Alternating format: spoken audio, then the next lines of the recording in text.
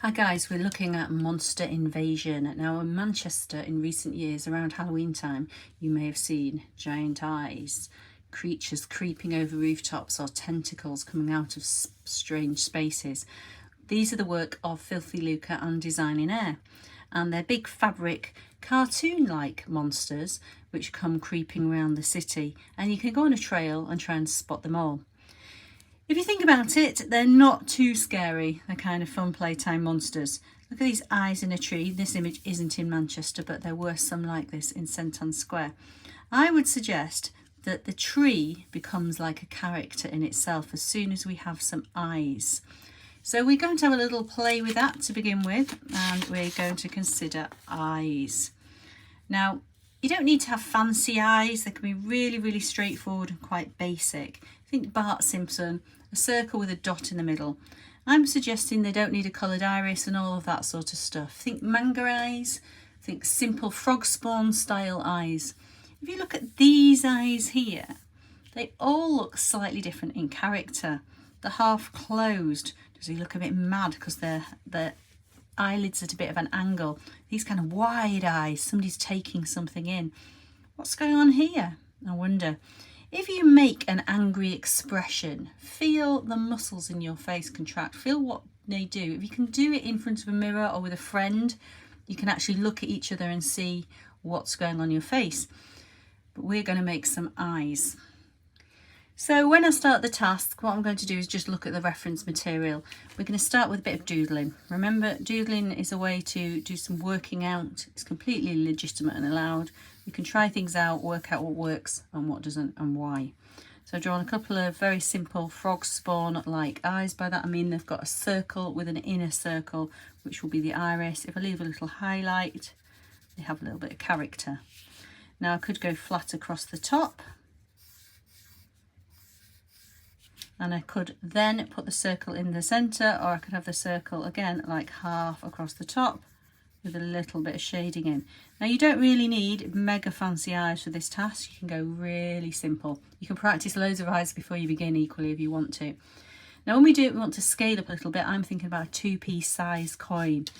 Now you might struggle to draw freehand and you might find a template works quite well for you. So I've got a template.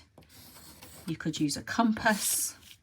I could draw around an object like a Pritt stick. I need to hold it quite still. Drawing around it, there we go.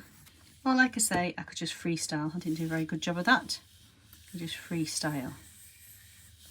Now you see how I've even drawn over my line as I'm working out my circle. I'm just freestyling mine. I quite like them when they've got a kind of handmade feel to them. Now I'm going to colour them in with a black felt tip, just a black felt I found around the department. It's quite a chunky one. So see what I'm doing? I'm drawing my inner circles. I'm going to draw where the highlight is. I'm going to do a solid fill in that section. Now, around the outside, I want to draw one clean, nice line. You don't need this, but it actually looks quite cool if you do it. See, I'm going all the way around. If it goes a bit wonky, I'm absolutely fine with that. Now, we want a clean line ideally for this type of task, not a hairy dog line. If you've not seen one of my videos where I've talked about this, a hairy dog line is when we do this. It's a line that would describe a hairy dog. This is a nice smooth line, even if it goes off a bit wonky, but it does what we need it to do. I suggest no eyelashes or anything like that at this moment in time. You just go for a straight up pair of eyes, and then we'll deal with other additional features later. Next thing I want to do is I want to cut out my eyes, and I'm going to use a pair of scissors.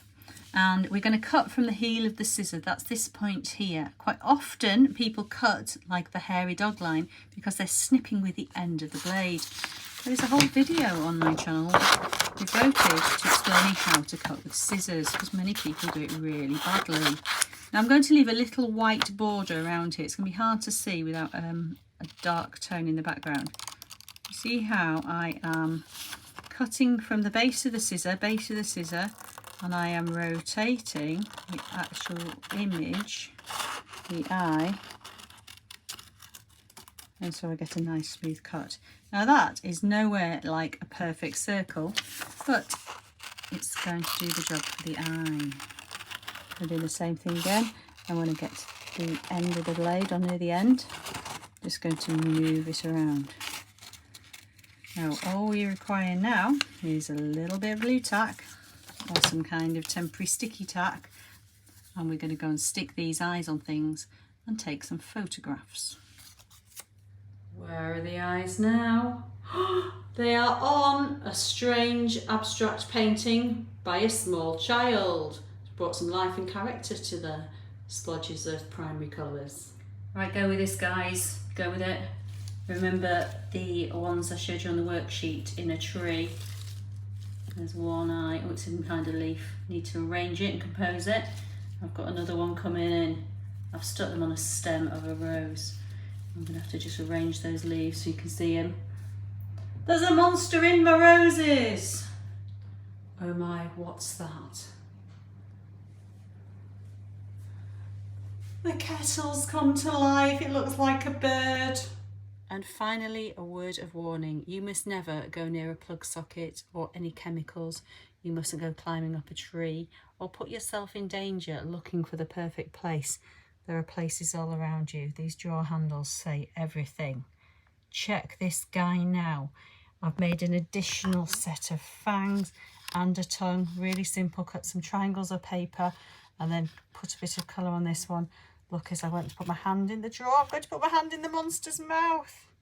Enjoy monster invasion.